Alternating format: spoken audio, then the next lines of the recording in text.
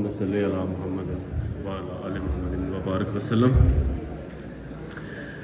سب سے پہلے تو میں شاہد کو مبارکباد بھی پیش کرتا ہوں، شکریہ بھی ادا کرتا ہوں کہ آپ نے ہمیں موقع دیا کہ ہم یہاں آئے اور اورنگزئی کے لوگوں سے ملے اور اس زبردست کلچر کو ہم نے دیکھا اور سمجھا۔ اچھا جی، ہماری ادھر آنے میں یقین کیجئے کوئی دلچسپی نہیں تھی۔ یہ میرے پاس میرے دفتر میں آیا اسلام آباد ہائی کورٹ میں، اس نے مجھے کہا کہ جی کانفرنس کرنی ہے اور اسی مہینے کرنی ہے۔ میں اس وقت بہت مصروف تھا ہماری صحیح اس طرح سے بات بھی نہیں ہوئی، لیکن میں نے 2 بار اس کی آنکھوں میں ایک ایسی شدت، ایک ایسی تڑپ اور ایک ایسی لگن دیکھی کہ جس نے مجھے مجبور کر دیا کہ میں اس کو ہاں کہوں۔ وہ مجھے لگا کہ اس نوجوان کے دل میں کچھ ایسا ہے اپنے علاقے کے لیے، لوگوں کے لیے، جس نے مجھے کھینچا کہ ہمیں اس طرف آنا ہے۔ تو اس کا کریڈٹ یقیناً چاہیے۔ اچھا نوجوانوں، ابھی ایک نوجوان اوپر آیا تھا، اس نے علم پر بات کی۔ بچوں، آپ جب سٹیج پر آؤ تو دوبارہ آپ نے ہاتھ میں نوٹس پکڑ کے نہیں آنا۔ پاکستان کو نالج لیڈرز کی ضرورت ہے۔ ہمیں ایسے لوگ، ایسے لیڈرز اب نہیں چاہیے جو پرچیاں پکڑ کے سٹیجز پہ بیٹھتے ہو اور باتیں کرتے ہو۔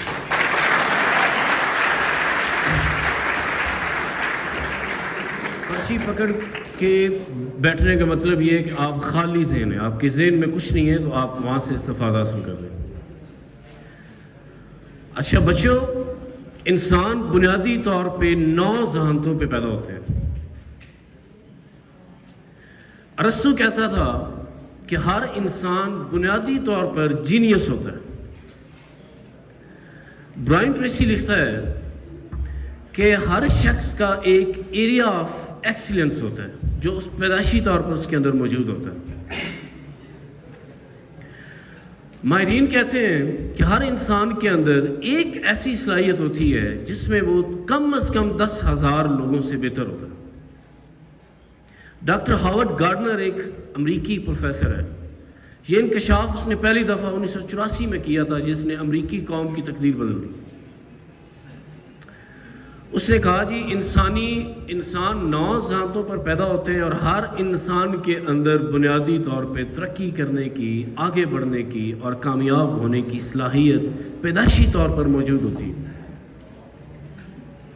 اگر آپ پڑھائی میں اچھے نہیں ہیں تو آپ یقیناً کسی دوسری ذہانت میں ان لوگوں سے بہتر ہیں جو آپ سے کسی پڑھائی میں یا کسی دوسری ذہانت میں بہتر ہے۔ اس کا مطلب یہ ہوا کہ یہاں پر موجود اورنگزئی کے جتنے نوجوان ہیں یا جتنے اصحاب بیٹھے ہیں، آپ پیدائشی طور پر جینیس ہیں اور آپ کے اندر وہ تمام صلاحیتیں اور قابلیتیں موجود ہیں جو کہ انسان کو ترقی کرنے کے لیے چاہیے۔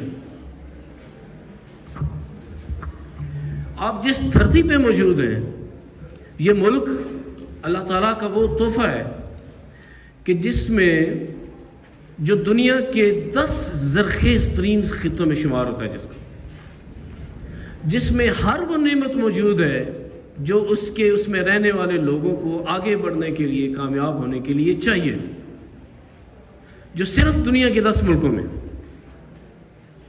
تو سوال یہ ہے کہ اس کے باوجود اورنگزئی کے لوگ، اورنگزئی ایجنسی کے اندر غربت کی شرح زیادہ کیوں ہے؟ تعلیم کی شرح، پڑھے لکھے لوگوں کی شرح کم کیوں ہے؟ ہم کیوں نہیں سنتے کہ پاکستان کے اندر اورنگزئی کے لوگ کامیابی حاصل کر رہے ہیں؟ سکسیس سٹوریز اورنگزئی ایجنسی سے کیوں نہیں آ رہی؟ اورنگزئی ایجنسی دیگر خطوں کی نسبت ترقی کیوں نہیں کر رہی؟ میں آپ نوجوانوں سے پوچھوں گا سوال، اس کے بعد ہم آگے بڑھیں گے۔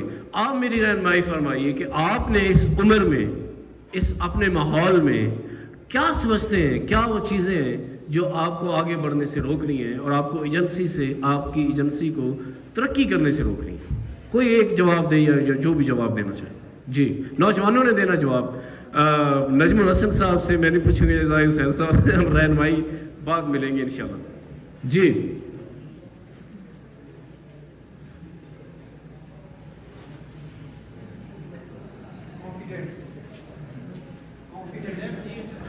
کانفیڈنس کی کمی.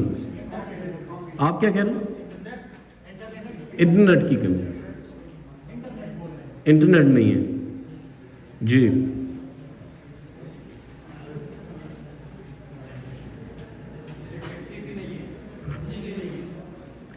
بجلی نہیں ہے.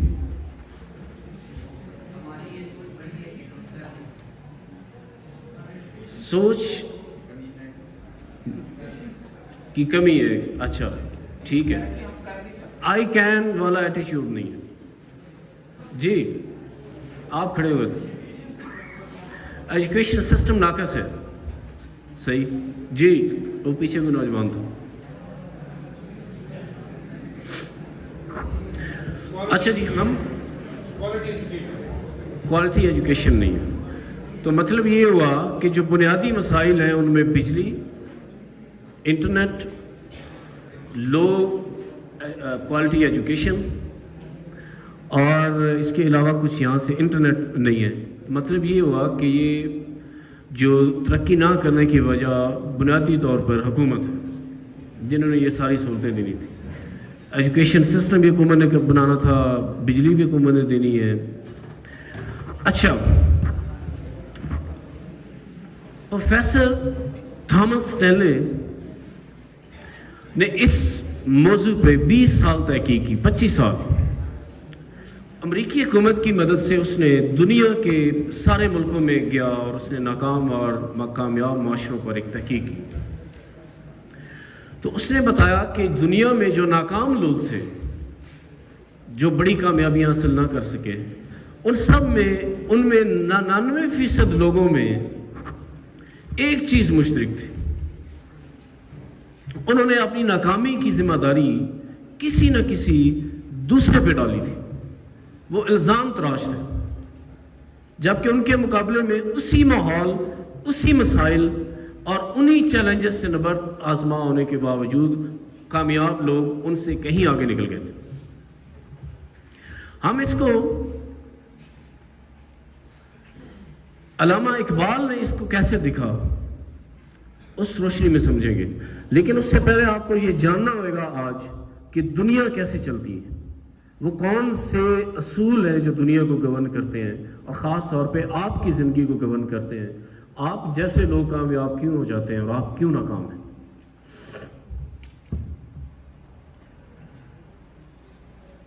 سورہ الزمر میں ہے, میری زندگی کی سب سے بڑی موٹیویشن, اگر میں زندگی میں کامیاب ہوا ہوں اور میں اپنی سوسائٹی کے لیے کچھ کرنے کے لیے قابل ہوا ہوں اور میں مسلم امت کے لیے کچھ کرنے کے لیے قابل ہوا ہوں, تو اس کی سب سے بڑی طاقت یہ آیت ہے جس نے میری زندگی بدل دی. میں بھی آپ جیسے ایک معاشرے سے ہوں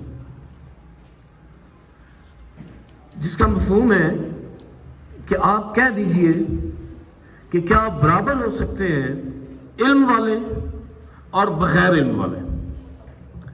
تو دنیا کو یہ آیت 2 حصوں میں تقسیم کرتی ہے. آج کی دنیا 2 بلاکس میں تقسیم ہے. ایک وہ بلاک ہے جس کے اندر 70% والدین اپنے بچوں کو لائبریریز لے کر جاتے ہیں. امریکہ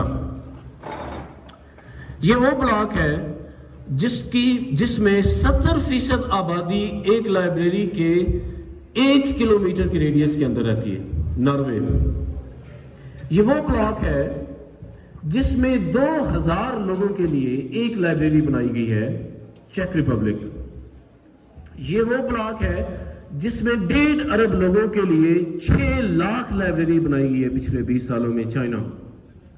یہ وہ بلاک ہے جس میں 30 کروڑ آبادی کے لیے 1,22,000 لائبریری ہے. اور یہ وہ بلاک ہے جس کے 80 سے 90% لوگ ریڈرز ہیں, پڑھنے والے ہیں.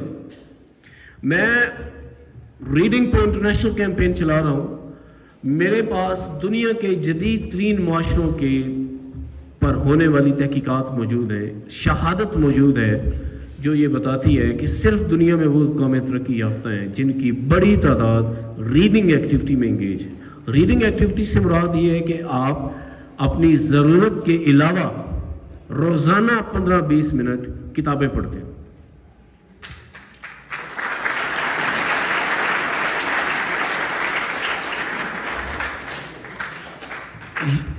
پہلے بلاک کی بات ہو رہی ہے، امریکہ سپر پاور کیوں ہے، سب سے بڑی طاقت کیوں ہے؟ گینڈی گرسولڈ لکھتی ہے اپنی کتاب ریجنلزم اینڈ ریڈنگ کلاس میں، وہ کہتی ہے کہ امریکہ میں ایک کلاس ہے جس کو وہ نام دیتی ہے ریڈنگ کلاس۔ 1920 سے وہ کہتی ہے کہ یہ کلاس امریکہ کے اندر موجود ہے، اور یہ وہ کلاس ہے جو سال میں کم از کم 50 کتابیں پڑھتی ہے۔ آئس لینڈ کے 93% لوگ وہ تھے 2017 میں جنہوں نے سال میں کم از کم ایک کتاب پڑھی تھی، اور 60% آبادی وہ تھی جنہوں نے تقریباً سال میں 10 سے 12 کتابیں پڑھی تھی۔ جاننے والا بلاک، یہ وہ بلاک ہے جس میں امریکن سے پوچھا گیا 2014 میں، دسمبر 2014 میں ایک تحقیق ہوئی، امریکن سے پوچھا گیا کہ اگر ہم آپ کے معاشرے سے لائبریریز ہٹا دی جائیں تو آپ کا کیا رد عمل ہوگا؟ انہوں نے کہا، ہم 94% لوگوں نے کہا ہم مزاحمت کریں گے، ہم یہ نہیں کرنے دیں گے۔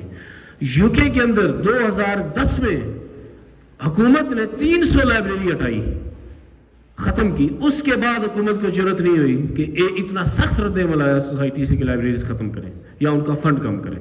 یہ ایک بلاک ہے۔ دوسرا بلاک ہے جو نہیں جانتے، جو نہیں پڑھتے۔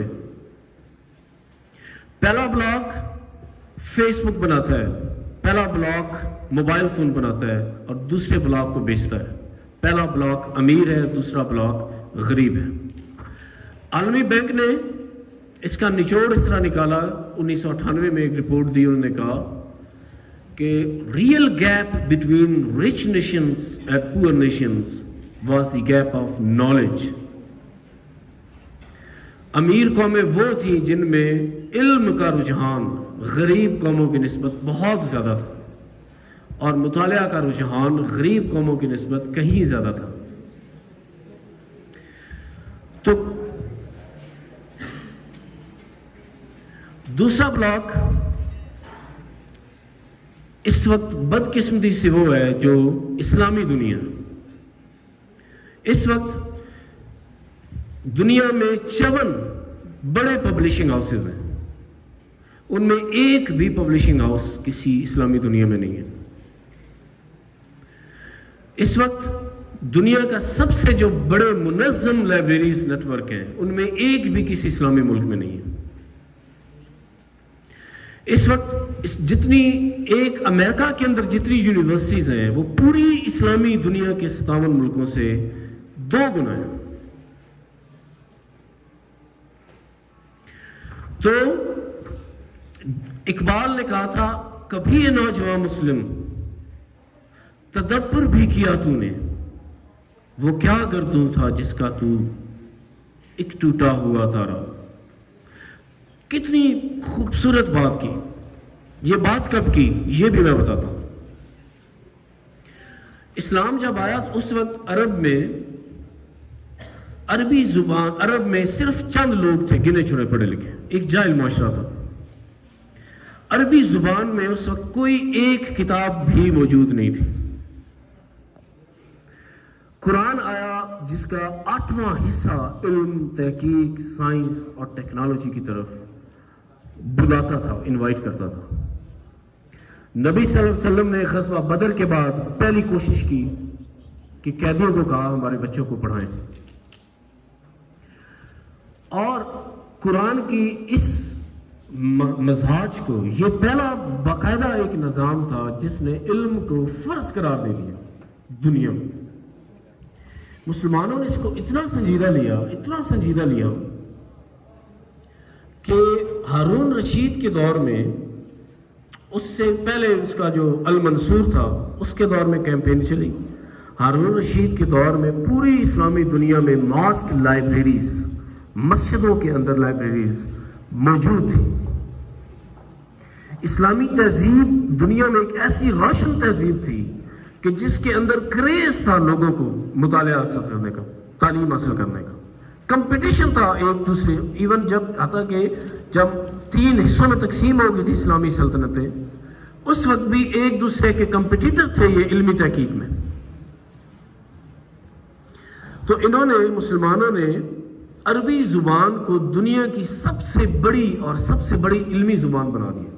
18ویں صدی تک پوری دنیا کی زبانوں میں لکھی جانے والی کتابوں سے عربی زبان میں لکھی جانے والی کتابوں کی مجموعی تعداد کہیں زیادہ تھی. یورپ نے 700 سال عربی کتابوں پہ اپنی یونیورسٹی چلائی. 700 سال. تو پہلا جھٹکا لگا جب منگول آئے اور انہوں نے لائبریریز تباہ کر دی. تو اس وقت ایک محتاط اندازے کے مطابق ہر 2000 کتاب میں سے صرف 2 کتاب باقی بچی تھی. باقی دریاؤں کی نظر اور غرق کر دی انہوں نے. دوسرا جھٹکا لگا جب ایک فتویٰ آیا. اس فتوے نے کہا کہ پبلشنگ ہاؤسز حرام ہیں. یہ عثمانیہ سلطنت کے دور کی جب مغرب بیدار ہو رہا تھا، وہ عربی زبان کی کتابیں اپنی زبان میں ترجمے کر کے مفت تقسیم کر رہے تھے، لائبریریز بنا رہے تھے. پبلشنگ ایکٹیویٹی شروع ہو گئی تھی یورپ کے اندر. تو ہمارے کسی مؤثر عالم نے کہا کہ یہ پبلشنگ حرام ہے. دوسرا جھٹکا تھا اسلامی تہذیب کے اوپر. یہ اس کے بعد 100 سال بعد حالت یہ ہو گئی تھی کہ پہلے یورپ کے اندر کی پڑھا لکھا عالم، ڈاکٹرز، ایکسپرٹس نہیں ملتے تھے. تو وہی تہذیب 100 سالوں کے اندر اس نے روند ڈالا اس تہذیب کو. آج یورپ میں نے آپ کو چند مثالیں دی ہیں لائبریریز کی. میں جاتا ہوں یورپ، ان کی 70 سے 80% آبادی وہ ہے جو کتابیں پڑھتی ہے. آپ ایئرپورٹس پہ جائیں، ریلوے اسٹیشنز پہ جائیں، بس اڈوں پہ جائیں، آپ ان جگہوں پہ جائیں جہاں پہ انتظار کر رہے ہوتے ہیں بیٹھے لوگ، کلینکس میں جائیں تو لوگوں کے ہاتھوں میں کتاب ہوتی ہے. تو یہ وہ بنیادی فرق ہے ان 2 بلاکس کے اندر، 2 تہذیبوں کے اندر، 2 معاشروں کے اندر، جو جدا کر رہا ہے امیر قوموں کو، ترقی یافتہ قوموں کو ترقی پذیر قوموں سے. اگر ہم نے ترقی نہیں کی، اسلامی دنیا نے ترقی نہیں کی، تو اس کی وجہ گورنمنٹ، یہودیوں کی سازشیں اور دوسرے عناصر نہیں ہے. وہ علمی رجحان، وہ علمی طلب ہے جو اس قوم کے اندر سے ختم ہو گئی تھی. تو آپ اگر یہ رویہ ایسی رہا ہمارا، اور ہم اسی طرح دوسروں پہ الزام لگا کے دوسروں عناصر کو وجہ بنا کے اپنی زندگی بہتر نہ بنا سکے، تو ہمارا کوئی مستقبل نہیں ہے. اس لیے کہ میں نے افریقہ میں دیکھا ہے کہ نوجوان علم کی طرف اس طرح آ رہے ہیں جیسے شہد کی مکھیاں ٹوٹ پڑتی ہیں، اس طرح ٹوٹ پڑ کے آ رہے ہیں. اگلے چند 10 سے 15 سالوں میں افریقہ آپ سے کہیں آگے نکل جائے گا علم کی شدت طلب کی وجہ سے. وہاں کا نوجوان وہ اب پہلے والا افریقی نوجوان نہیں رہا. اس کے پاس علم کی طلب، شدت، تڑپ اتنی ہے جتنی ہے کہ امریکہ میں ہم نے پیچھے گئے ریڈ افریقہ جب میں نے لانچ کیا گیمبیا میں، ہم نے 1,10,000 کتابوں کی لائبریری بنائی. تو وہاں کے نوجوانوں سے ہم ملے. تو میں آپ کو یقین سے کہہ رہا ہوں کہ افریقہ دنیا کا مستقبل ہے. اس لیے کہ جو سب سے بڑا انگریڈینٹ ہے انسانی ترقی کا، اس کی طرف، اس راستے پہ وہ چل پڑی ہے قوم، علم. تو آج اس موقع سے اپرچونٹی آپ نے لینی ہے، اس اپرچونٹی سے بینیفٹ لینا ہے، اور آپ نے تہیہ کرنا ہے، میرے ساتھ کمٹمنٹ کرنی ہے، وعدہ کرنا ہے کہ آپ مسائل کا حل بھی. مسئلہ میں بتاتا ہوں کہ آپ کے پاس آئی نو کہ لائبریریز نہیں ہیں، بک سٹورز نہیں ہیں، اور کلچر بھی نہیں ہے مطالعہ کا، رجحان ہی نہیں ہے سوسائٹی کے اندر. تو مشکل ہے اس چیلنج کو لینا آپ لوگوں کے لیے کہ آپ روزانہ 10 سے 15 منٹ مطالعہ کریں. لیکن میرے پہلے اسپیکرز آپ کو بتا چکے ہیں کہ if you say I can, you can. If you say I cannot, you cannot. تو آپ میں سے کتنے لوگ وعدہ کرتے ہیں کہ آج سے اس دائرے کے اندر شام گھس جائیں گے جو علم کا دائرہ ہے، اور اپنے سکلز کو، جن سکلز کی بات ہوئی ہے، بڑھائیں گے، بہتر کریں گے، اور روزانہ 10 سے 15 منٹ کتاب کا مطالعہ کریں گے؟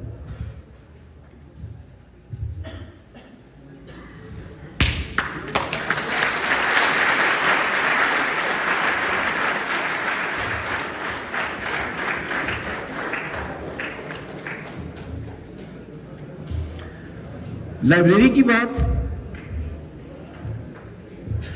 تو ریڈ پاکستان کے پلیٹ فارم سے میں آپ سے اعلان کرتا ہوں، وعدہ کرتا ہوں کہ ہم اس سال کے آخر میں اورنگزئی ایجنسی میں ایک فل فلیجڈ پبلک لائبریری بنائیں گے۔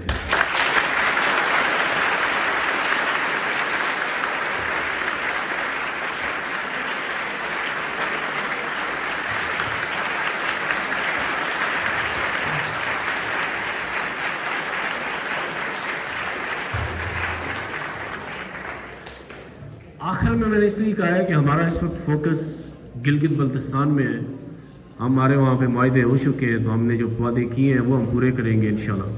اس کے بعد ہم اورنگزئی کی طرف آئیں گے۔ اچھا، وہ آبادی کی ضرورت کے مطابق ہم بنا دیں۔ یہاں پر مجھے بتا رہے تھے کہ کوئی 1.5 لاکھ کے قریب آبادی ہے، تو ہم شروع میں آپ کو 20 سے 30 ہزار پیپر بکس دیں گے، کتابیں دیں گے، پیپر بکس۔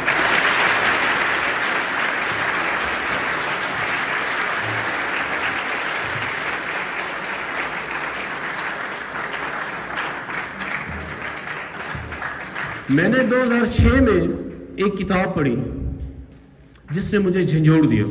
اس کتاب میں لکھا تھا کہ اگر آپ اپنے معاشرے کو کیے بغیر، اپنے معاشرے کے لیے کچھ کیے بغیر مرنے کا سوچ رہے ہیں تو آپ کو ایسی موت سے شرم ہونی چاہیے۔ میں کئی سال سوچتا رہا، اس وقت میں نوجوان تھا، کہ میں اپنے معاشرے کے لیے کیا کروں۔ مجھے ایک دوسری کتاب نے رہنمائی کی، اس میں حدیث تھی، امام غزالی کی کتاب احیاء العلوم، کہ میرے بعد میری امت میں سب سے بڑا سخی وہ ہوگا، سب سے بڑا سخی وہ ہوگا جس نے علم سیکھا اور آگے پہنچایا۔ قیامت کے دن وہ شخص ایک شہزادوں کی طرح ٹریٹ کیا جائے گا۔ مفہوم بتا رہا ہوں، صحیح ترمذی شریف۔ تو علم تو کیسے پھیلاؤں، اس میں پھر مجھے سمجھنے میں وقت لگا۔ پھر جب ایک کتاب میں پڑھ رہا تھا، کریٹ یور اون فیوچر، اس کا ابھی اردو ترجمہ موجود ہے، ہماری لائبریریز میں ہم بھیجتے ہیں، کیونکہ اس کتاب نے مجھے بہت انفلوئنس کیا۔ ہماری ہر لائبریری میں یہ کتاب موجود ہے۔ تو وہاں سے میں نے لاز آف سکسیس پہ سیمینارز شروع کیے۔ 9 ایسے عالمگیر حیثیت کی قوانین جن پر آپ عمل کریں، جن میں ایمانداری بھی شامل ہے۔ حامد صاحب نے بات کی کہ آپ ناکام نہیں ہو سکتے، آپ لوگوں کو دھوکہ دیے بغیر، جرائم کیے بغیر، چیٹنگ کیے بغیر، جھوٹ بولے بغیر آپ یقینی طور پہ کامیاب ہو سکتے ہیں۔ اس میں نے تحقیق کی تو مجھے پتہ چلا، میں کنونس ہوا، میں نے دنیا بھر کے بڑے بڑے ذہنوں کو پڑھا، تو مجھے لگا کہ ایک ایسا قانون ہے، انٹیگریٹو کمپلیکسٹی بولتے ہیں اس کو، کہ اگر ہم معاشرے میں عام کر دیں، ہم اپنے نوجوان کے ہاتھ میں کتاب پکڑا دیں، تو اس ملک کو، اس خطے کو دنیا کا لیڈر بننے سے کوئی نہیں روک سکتا۔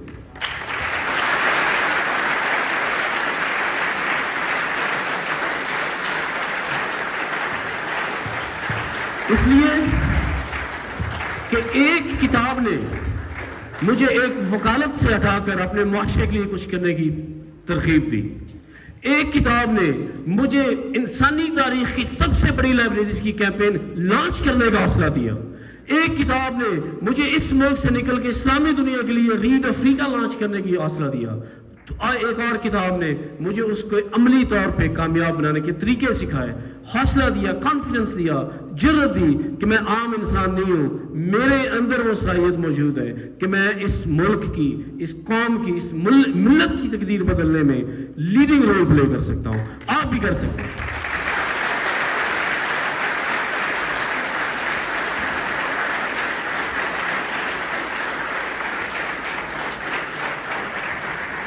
آپ کے نبی نے کہا ہے کہ میرے اس کے ساتھ تعلق نہیں ہے جو علم حاصل نہیں کرتا، وہ مجھ ہم سے علیحدہ ہے۔ قرآن نے 8واں حصہ علم کی اہمیت پہ، تعلیم پہ حکم دیا ہے۔ تو آپ جس مذہب سے تعلق رکھتے ہیں، یہ دنیا کا واحد مذہب ہے جو آپ پہ علم کا اصول فرض بناتا ہے، تو پھر کیوں بہانے بناتے ہو؟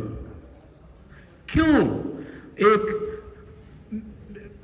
میں جرمنی میں بیٹھا تھا، ایک بری، میں اس کو کوٹ نہیں کرتا انہوں نے مسلمانوں کے بارے میں کیا کہا، لیکن میں ایک اور مثال دیتا ہوں۔ اسرائیل میں عذرائے مذاق کہا جاتا ہے کہ اگر آپ نے کوئی بات سیکرٹ رکھنی ہے، راز رکھنا ہے عربوں سے، اگر آپ نے عربوں سے کوئی بات چھپانی ہے، کوئی چیز چھپانی ہے، تو اسے کتاب کے اندر رکھ دو، نہ وہ کتاب کھولے گا، نہ اسے اس سیکرٹ کا پتہ چلے گا۔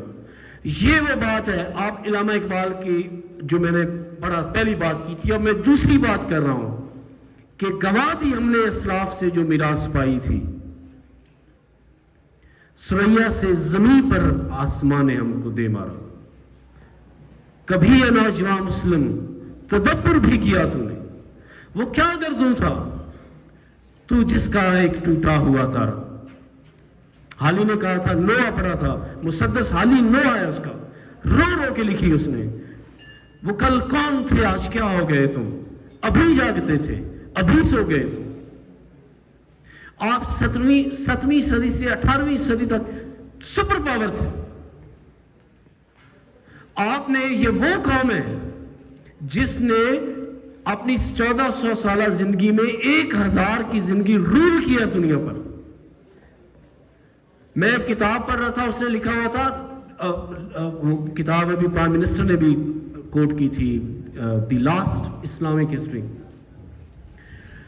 کہ اس 1000 سال میں پہلے 600 سال علمی حکمرانی تھی مسلمانوں کی، کوئی قوم دوسری نہیں تھی جو علم میں ان کے آگے ٹک سکے، ان کا مقابلہ کر سکے۔ اس علم سے ان کے پاس اتنی ٹیکنالوجی تھی، اتنی انویشن تھی، اتنی انوینشنز تھی ان کی، کہ ان کے مقابلے میں کوئی دوسری قوم کی آنے کا حوصلہ نہیں رکھتی تھی۔ تو وعدہ کرو کہ 10 سے 15 منٹ روزانہ انشاءاللہ آپ وعدہ کرو، آئی کین، آپ کو راستہ پڑھنے کا بھی مل جائے گا۔ آپ کے جو بڑے علماء ہیں، بڑے بڑے نام ہیں، امام ابو حنیفہ، امام شافعی، امام باقر، سارے بڑے نام وہ ہیں جن کے پاس آپ کی طرح لائبریریز نہیں تھی۔ امام شافعی غربت اتنی غربت تھی کہ پیپر نہیں خرید سکتے تھے، ہڈیوں کے اوپر جا کے ہڈیاں اٹھاتے تھے، وہ پنجابی میں اروڑی اس کو بولتے ہیں، گندگی سے صاف کر کے ان کے اوپر لکھتے تھے۔ ابن سینا جو وہاں کی شہروں کے جو چراغ پہرے دار ہوتے تھے، جن کے پاس چراغ ہوتے تھے، ان کے پاس آ کے ان کے چراغوں کی روشنی میں اس نے راستہ نکالا پڑھنے کا۔ تو آپ کیوں بہانے بناتے ہو کہ بجلی نہیں ہے؟ بالکل یہ جینوئن مسائل ہے، ہم اعتراف کرتے ہیں کہ بجلی ایک بہت بڑی سہولت ہے، بنیادی حق ہے، انٹرنیٹ بنیادی حق ہے، ساری دنیا میں اس کو ایز اے فنڈامنٹل رائٹ لیا جا رہا ہے۔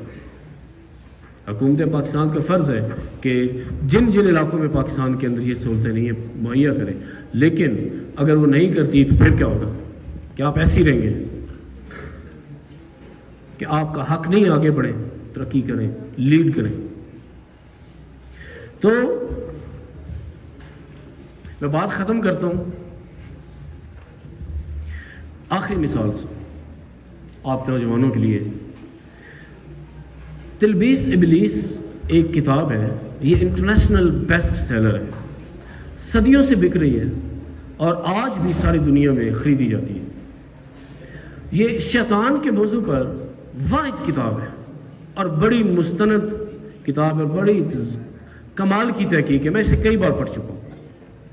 یہ علامہ ابن جوزی نے لکھی تھی۔ علامہ ابن جوزی اسلامی دنیا کا وہ نام ہے جن کے ہاتھ پہ 1,00,000 لوگ مسلمان ہوئے تھے اور 30,000 مسلمانوں نے اپنی زندگی، وہ لوگ تھے جنہوں نے آ کے بیعت کی تھی اور اپنی زندگی بہتر بنائی تھی۔ یہ ایک ان کے جب والد فوت ہوئے تو یہ بالکل نوجوان تھے، زیادہ تر آپ کی عمر کے. ان کو ایک گھر ملا تھا وراثت میں. انہوں نے یہ گھر بیچا اور اس گھر کی انکم سے کتابیں خریدی. اپنے بیٹے کے نام ایک خط میں لکھتے ہیں کہ میری عمر کے بچے جب میرے سامنے کھیل رہے ہوتے تھے تو میں اس وقت کسی درخت کی چھاؤں میں بیٹھا کتابیں ہاتھ میں لیے پڑھ رہا ہوتا تھا. وہ لکھتے ہیں کہ میں نے ایک دفعہ زندگی میں جائزہ لیا، میرے ساتھ جو لوگ پروان چڑھے تھے، جو میرے ساتھ جوان ہوئے، بوڑھے ہوئے، تو ان کی زندگی کا اور اپنی زندگی کا میں نے یہ دیکھا کہ ان سب نے جو کامیابی حاصل کی تھی ان میں سے کوئی بھی ایسی کامیابی نہیں جو مجھ سے رہ گئی. لیکن جو علمی مقام اور دنیا میں عزت وقار میں نے حاصل کیا ان میں سے کوئی بھی اس کا خواب تک نہیں دیکھ سکتا. اس لیے کہ جب وہ نوجوان تھے اس وقت بغداد میں جتنی لائبریریز تھیں ساری پڑھ ڈالی. ایک لائبریری کے اندر 16,000 کتاب تھی. تو جتنے بڑے نام ہیں اسلامی دنیا کے جو لیڈرز ہیں نا، وہ پولیٹیکل لیڈرز ہوں یا بزنس لیڈرز ہوں، ایون برے صغیر میں جو بڑے بڑے لیڈرز آئے تھے، بابر آیا تھا، ان کی آپ زندگی کو غور سے پڑھیں جنہوں نے متاثر کیا، سارے کے سارے وہ لوگ تھے جو وریشیس لیڈرز تھے. وریشیس لیڈرز. تو علم، اقبال نے کہا تھا کند ہوا کیوں تیرا نشتر تحقیق، ہوتے نہیں کیوں تجھ سے ستاروں کے جگر چاک. جب آپ کے بارے میں مذاق سے کہا جاتا ہو کہ کتابوں میں سیکرٹ رکھ دیں، نہ یہ کتابوں کو ہاتھ لگائیں گے، تو آپ جدید دنیا کا مقابلہ نہیں کر سکتے. تو وعدہ کریں دوبارہ سے، اور یہ وعدہ اپنے ساتھ کرنا ہے، آئی کین والا وعدہ جو ابھی آپ نے کیا ہے عثمان کے ساتھ، کہ آپ نے ہر روز صرف 15 منٹ، زیادہ کا وعدہ نہیں لے رہا آپ سے، صرف 15 منٹ reading as a habit adopt کرنی ہے اور اس کو اپنی زندگی کا حصہ بنانا ہے، اور ہر روز 15 منٹ کتاب پڑھنی ہے. آخری بار تھینک یو.